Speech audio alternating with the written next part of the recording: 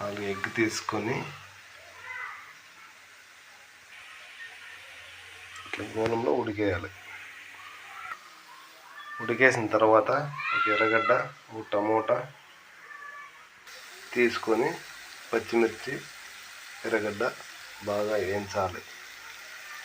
వేయించిన తర్వాత ఉడికేసిన గుడ్డుని పెంకు తీయాలి. బాగా వేగిన తర్వాత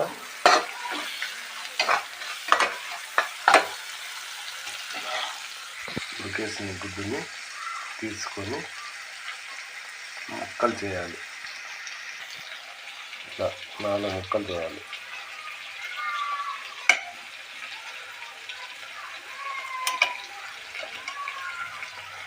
ఇలా ముక్కలు చేసి పక్కన పెట్టుకోవాలి.